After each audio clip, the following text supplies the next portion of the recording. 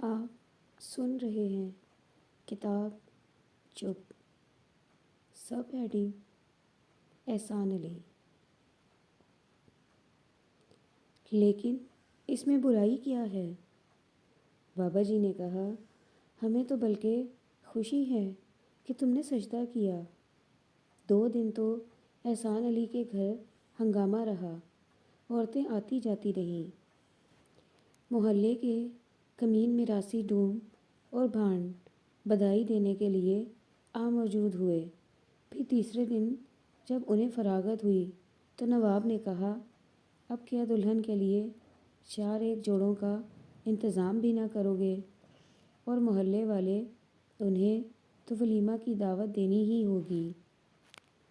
پہلے تو احسان علی شہر جا کر چیزیں خریدنے کے لیے تیار نہ تھے۔ پھر جب انہوں نے دیکھا کہ نواب بی بی کے ساتھ حمید جانے کو تیار ہو گیا ہے تو وہ گھبرا گئے۔ بولے، حمید کا جانا ٹھیک نہیں، دلہا کو دلہن سے علیحدہ کرنا مناسب نہیں، تو پھر میرے ساتھ کون جائے گا؟ نواب بی بی نے چڑھ کر پوچھا۔ تو میں چلا جاتا ہوں، وہ بولے۔ اس بات پر حمید کہنے لگا، میرے جانے میں کیا حرج ہے ابا جی؟ آپ جو گھر ہیں، نسرین اکیلی تو نہ رہے گی؟ احسان علی نے اصرار کیا تو وہ بولا، آپ جا کر نہ جانے کیا کیا اٹھا لائیں گے۔ احسان علی نے اطمینان کا سانس لیا، تو دلہن کو بھی ساتھ لے جاؤ۔ اس بات پر نواب بی بی چلائی، ہائے ہائے، دلہن کو ساتھ لیے پھریں، لوگ کیا کہیں گے؟ احسان علی خاموش ہو گئے اور حمید اپنی والدہ کو ساتھ لے کر 2 روز کے لیے شہر چلا گیا۔ پہلے روز تو وہ باہر نکل گئے، چوگان میں بیٹھی ہوئی عورتوں کے ساتھ باتیں کرنے لگے، پھر ڈیوڑی میں جا بیٹھے، لیکن جلد ہی وہاں بھی نئی دلہن اور ان کے نفلوں کی بات چھڑ گئی۔ وہ بہانے بہانے وہاں سے سرک آئے۔ بچوں نے انہیں گزرتے ہوئے دیکھا تو لگے شور مچانے۔ ایک ساتھ کے لیے وہ حسب معمول وہاں کھڑے رہے، پھر دفعتاً کوئی خیال آیا، اس کھڑکی کی طرف دیکھا جو نسرین کے کمرے میں کھلتی تھی۔ اس خیال پر وہ پھر چوگان میں کھڑے ہوئے۔ چوگان میں شادہ نے انہیں پکڑ لیا اور لگی مذاق کرنے، لیکن اس روز انہیں کوئی بات نہ سوچ رہی تھی، بار بار کھڑکی کی طرف دیکھتے اور پریشان ہو جاتے۔ شام کو جب وہ گھر پہنچے تو نسرین مسکراتی ہوئی انہیں ملی، بولی، رات کے لیے کیا بناؤں؟ جو تم چاہو۔ وہ گھبرا کر اٹھ بیٹھے۔ اوہ، ان کے منہ سے بے ساختہ نکل گیا۔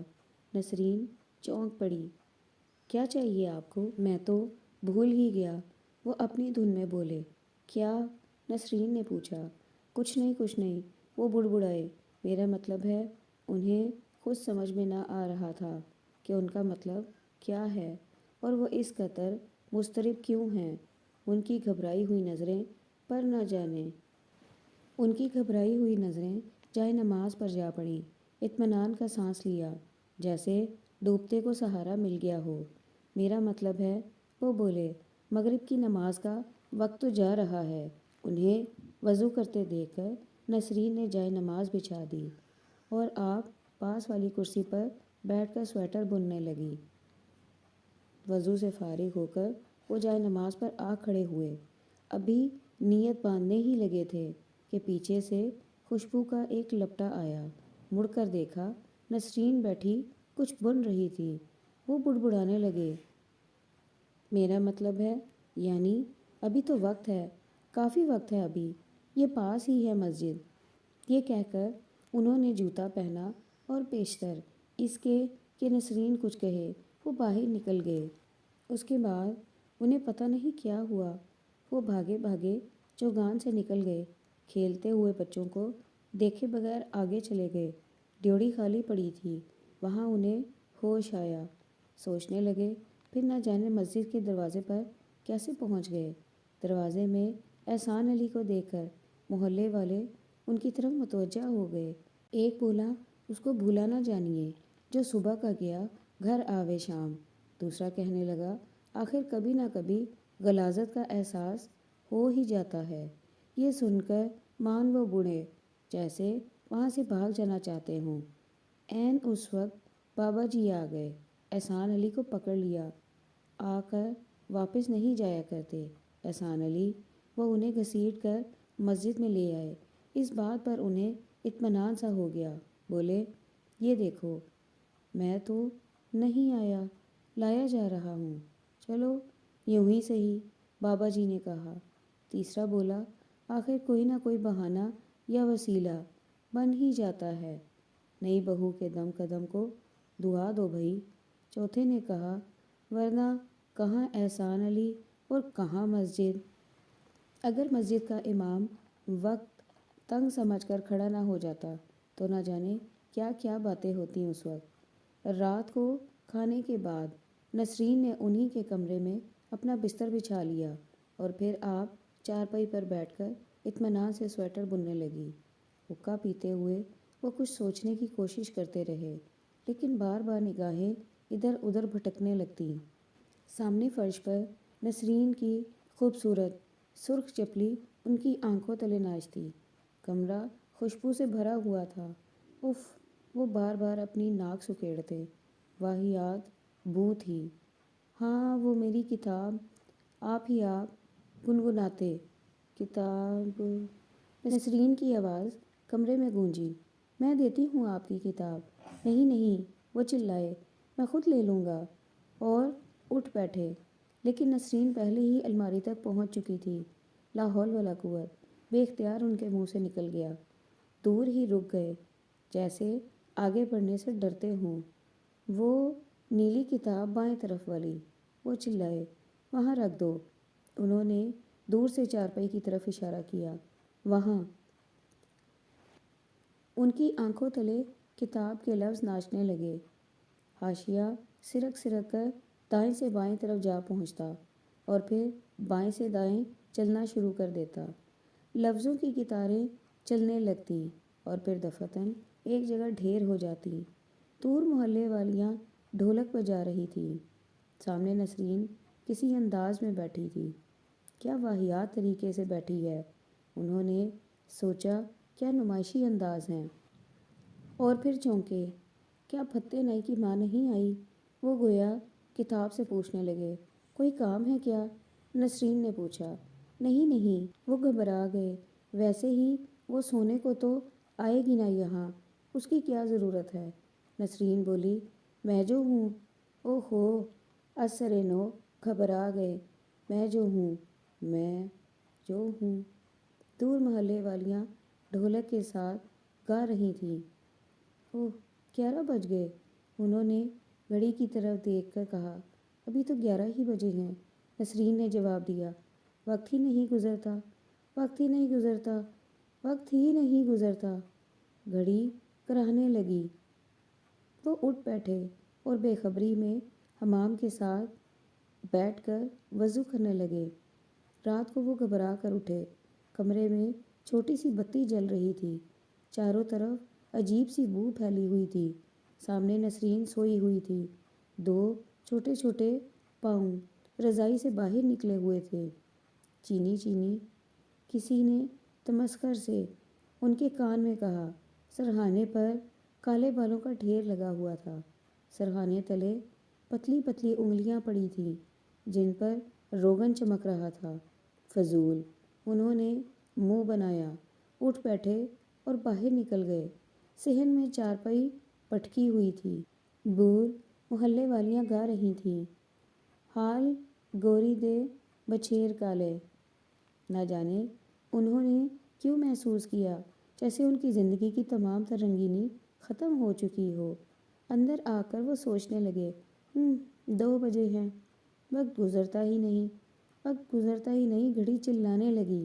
جائے نماز کو دیکھ کر انہوں نے اطمینان کا سانس لیا۔ جو ہونا تھا ہو گیا، جو ہونا تھا ہو گیا۔ انہوں نے سوچا، حمید نے کس قدر فاش غلطی کی ہے، بے وقوف۔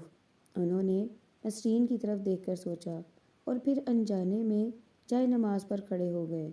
اس وقت انہیں نماز گویا یاد نہ تھی۔ میرے اللہ، دل سے آوازیں آ رہی تھیں۔ جی چاہتا تھا کہ چیخ چیخ کر رو دیں۔ رکوع کے بغیر وہ سجدے میں گر گئے۔ عین اس وقت شادہ چاچی کے ساتھ کوٹھے سے نیچے اتری۔ چپ، شادہ زیر لب بولی، وہ سو رہے ہوں گے۔ آج تو چچا احسان علی سے وہ مذاق کر کے رہوں گی کہ یاد کریں گے۔ چاچی ہنس پڑی، بولی، تجھے بھی تو ہر وقت شرارتیں سوچتی ہیں، اور وہ کیا لحاظ کرتے ہیں میرا؟ شادہ نے کہا۔ ہائے، انہیں سجدے میں پڑے دیکھ کر شادہ نے اپنا سینہ سنبھالا۔ میں مر گئی، یہاں تو تہجد ادا کی جا رہی ہے۔ نہ جانے بہو نے کیا جادو کر دیا ہے۔ سچ، چاچی نے ہونٹ پر انگلی رکھ لی، اور یہ دیکھو دلہن سو رہی ہے، جیسے کچھ خبر ہی نہ ہو۔ احسان علی چونک کر اٹھ بیٹھے، ان کے گال آنسوؤں سے تر تھے۔ ہائے میرے اللہ! شادہ نے پھر اپنے آپ کو سنبھالا۔ احسان علی نے انہیں دیکھا تو دفعتاً منہ ڈھیلا پڑ گیا، چہرے پر جھریاں لٹک رہی تھیں۔ ہائے، جیسے کمبخت بوڑھے ہو گئے ہوں۔ احسان علی! شادہ چلائی۔ احسان علی سجدے میں گر گئے۔ سب ہیڈنگ: شائستہ۔ کمرہ نہ صحیح کوئی کونا ہی ہو جس میں ایک چارپائی بچھائی جا سکے۔ میں نے امید بھری نظر سے ہوٹل والے کی طرف دیکھا۔ جی نہیں، وہ لاپرواہی سے بولا، ذرا بھر جگہ نہیں ہمارے یہاں، شاید کل تک ہو جائے۔ وہ چھٹا ہوٹل تھا۔ مینیجر کی بات سن کر میرا دل ڈوب گیا۔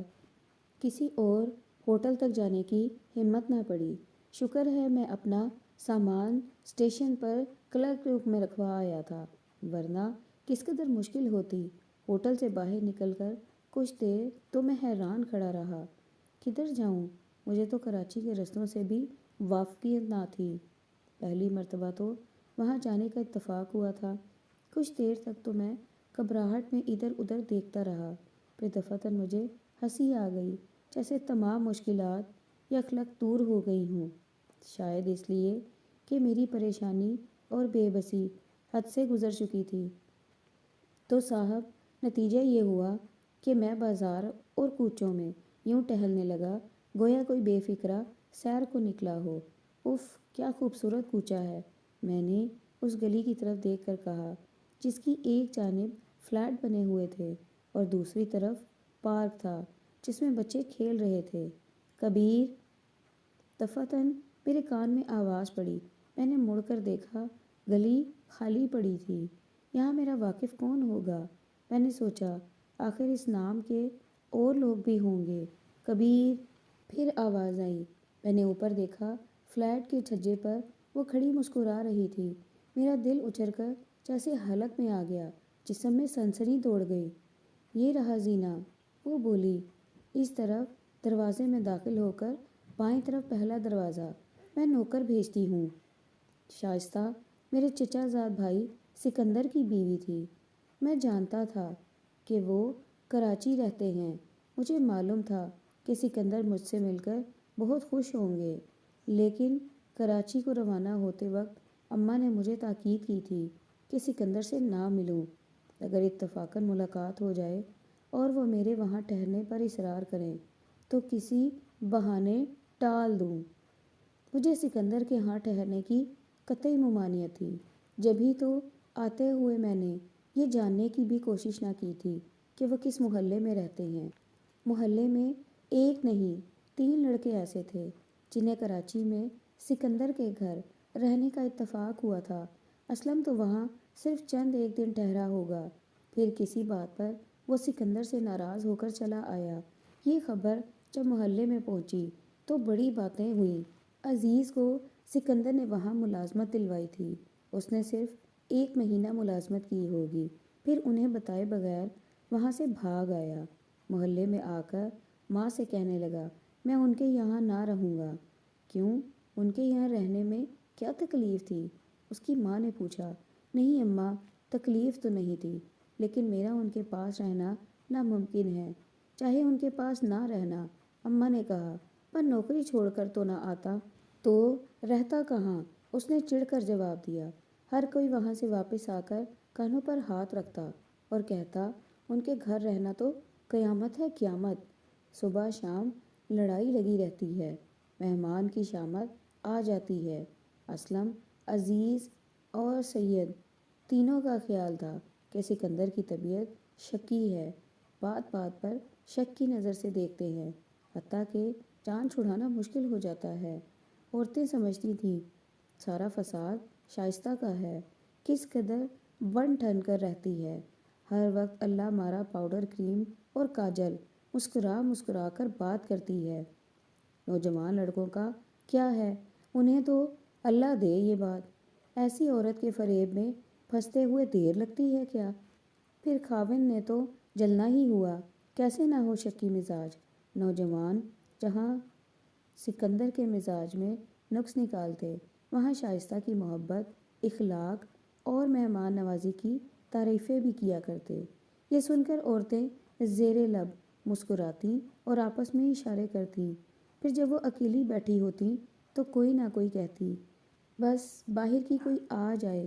سبھی اس کے سبھاؤ کی دھوم مچا دیتے تھے، نہ جانے باہر والیاں کیا جادو کرتی ہیں، آنکھیں مسکانا جو جانتی ہے وہ، ہمیں تو نہ آیا آنکھیں مسکانا، کوئی آہ بھر کر کہتی، اللہ نہ کرے ہم اس کے بغیر ہی اچھی ہیں، ایک حسرت بھری مسکراہٹ سے جواب دیتی۔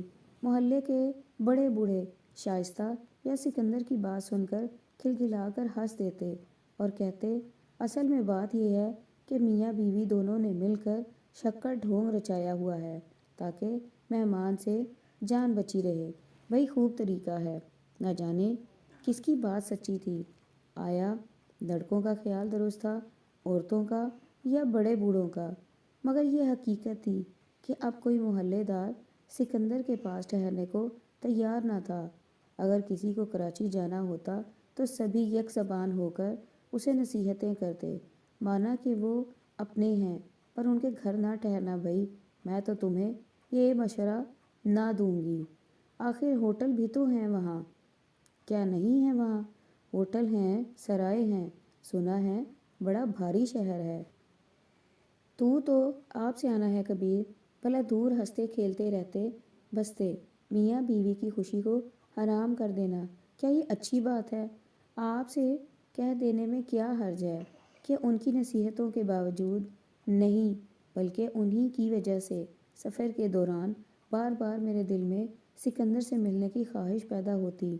اگر وہ مجھ سے مل گیا تو اس پر میں گھبرا کر کسی اور بات کے متعلق سوچنے کی کوشش کرتا، لیکن خام خواہ مجھے شائستہ کا خیال آ جاتا، بدن میں سنسنی توڑ جاتی اور میرے لیے کسی اور بات کے متعلق سوچنا بھی ناممکن ہو جاتا۔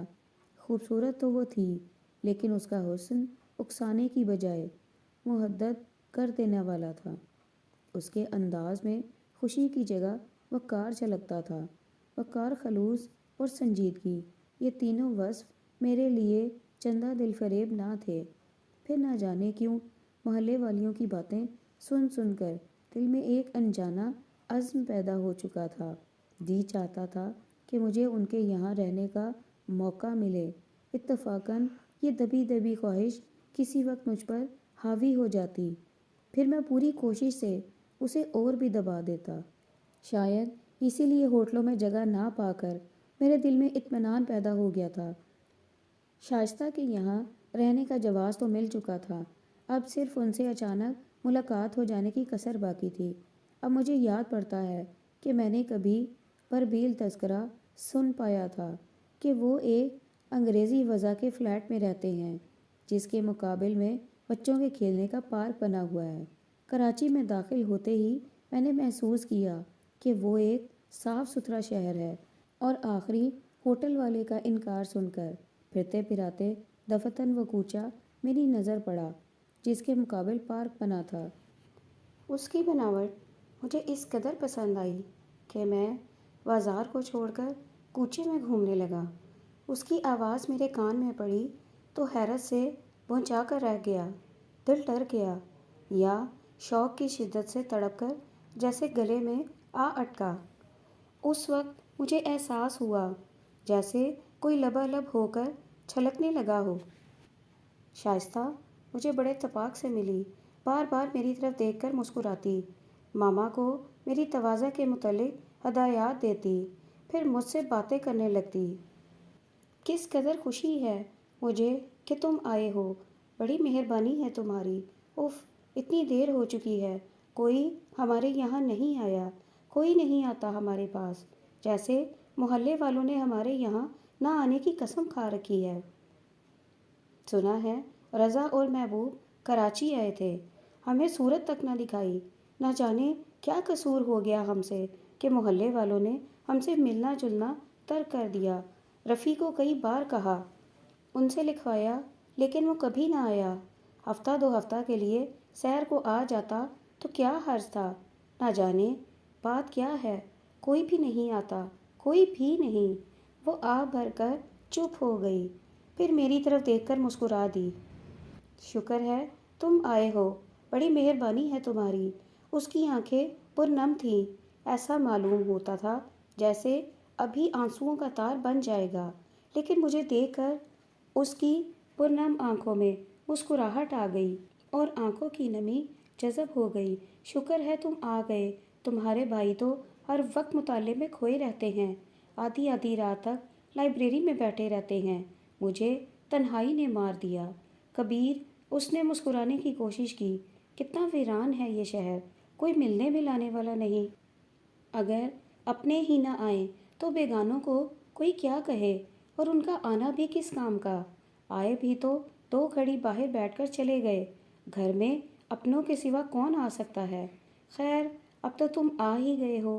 وہ مسکرائی، میری طرف دیکھ کر اس کی اداسی اور مایوسی کافور ہو جاتی۔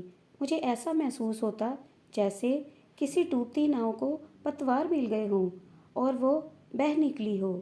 شائستہ کی باتیں سن کر وہ امیدیں اور بھی استوار ہو گئیں جو محلے والیوں کی باتیں سن سن کر خام خواہ میرے دل میں پیدا ہو چکی تھی۔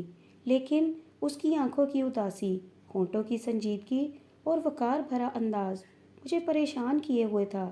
سمجھ میں نہ آتا تھا کہ وہ بے جھجک ایسی باتیں کیوں کیے جا رہی تھی۔ کیا اپنی ملازمہ شموں کا بھی ڈر نہیں اسے؟ اگر سکندر آ جائے تو؟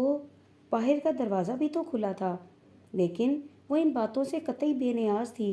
اس بے نیازی کی وجہ سے مجھ پر خام خواہ روب جھائے جا رہا تھا۔ جی چاہتا تھا کہ اس سے ہنس ہنس کر باتیں کروں، مذاق کروں، چھیڑوں، کوشش تو کرتا تھا، لیکن بات گویا میری زبان پر آ کر خشک ہو جاتی، بدن میں چونٹیاں رینگتیں اور میں چپ چاپ اس کے منہ کی طرف دیکھتا رہ جاتا۔ اس وقت میری صرف ایک آرزو تھی کہ اس کی توجہ مجھ پر مرکوز ہو جائے، اس کے قریب تو ہو جاؤں۔ اس سے متعلقہ بے نام امیدیں میرے دل میں بھیڑوں کے چھتے کی طرح بھن بھنا رہی تھیں، اور میں اس کے اشارے کا منتظر تھا، صرف ایک اشارہ۔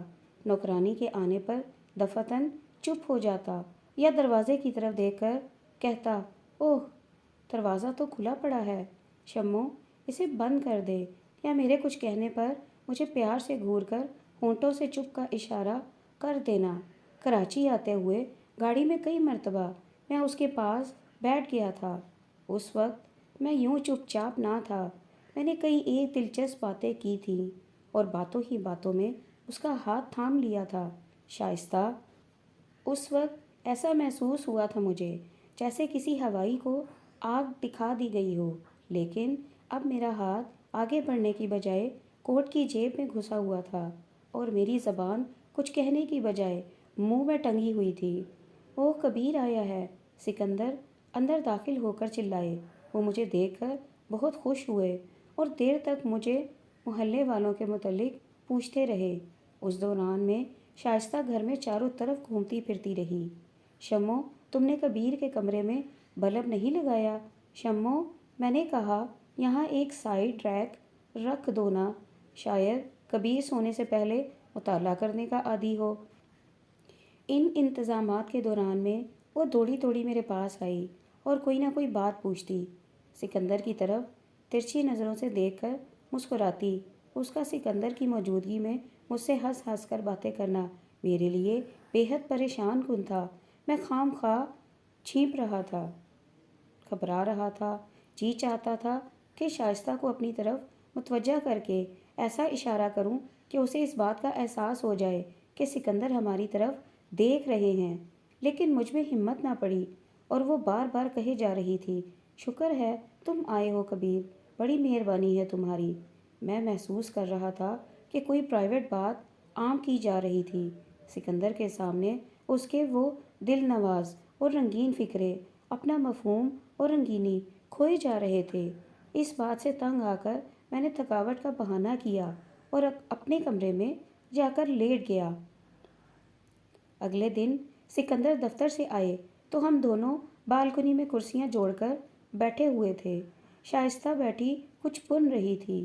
بنتے ہوئے وہ مجھ سے مسلسل کئی باتیں کیے جا رہی تھی، جن کے دوران میں اکثر کن اکھیوں سے میری طرف دیکھ دیکھ کر مسکراتی۔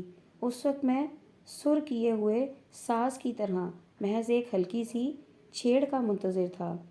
شائستہ کی پتلی پتلی رنگین انگلیاں ایک اضطراب سے چل رہی تھیں۔ میں انہیں متوقع نگاہوں سے دیکھ رہا تھا۔ ابھی وہ روگنی انگلیاں بڑھتے بڑھتے مجھ تک پہنچ جائیں گی اور فضا میں دل نواز نغمے گونجنے لگیں گے، وہ نغمے جو مجھ میں تڑپ رہے تھے، جنہیں سننے کی مجھے توقع تھی، امید تھی، لیکن وہ انگلیاں اپنی ہی جگہ پیچ و تاب کھائے جا رہی تھی، جیسے بھنور میں پھنسی ہوئی ہوں۔ میرا ہاتھ اٹھتا کہ ان مضطرب اور بھٹکی ہوئی انگلیوں کو اس بھنور سے چھڑا لوں، لیکن نہ جانے کیوں رک جاتا، پھر خفت کے مارے جیب کے کونے کریدنے لگتا۔ سکندر نے ہمیں یوں بیٹھے دیکھا تو ٹھٹکے، کچھ دیر کے لیے تو چپ رہے، پھر کچھ کہنے کی خاطر بولے، تم سیر کو نہیں گئے کبیر؟ بس ابھی جانے کو تھا، میں نے گھبرا کر کہا۔ میں نے ہی روک رکھا تھا اسے، شائستہ بولی۔ میں نے کہا وہ آئیں گے تو تمہیں ساتھ لے جائیں گے، اکیلا کہاں مارا مارا پھرے گا؟ کبیر کوئی بچہ ہے کیا؟ ان کی ہنسی طنز آلود تھی۔ جو کھو جائے گا؟ اس بات پر شائستہ گھبرانے کی بجائے اور بھی چہکنے لگی۔ سکندر کمرے میں چلے گئے اور چپ چاپ کرسی پر بیٹھ کر نہ جانے کیا سوچنے لگے۔ شائستہ پہلے تو مجھ سے یوں چہک چہک کر باتیں کرتی رہی، جیسے سکندر کو سنا رہی ہو، تمہارے آنے سے ہمارے گھر میں کس قدر رونق ہو گئی ہے کبیر، گھر بھرا بھرا نظر آ رہا ہے۔ آج کا دن تو آنکھیں جھپکتے ہی بیت گیا۔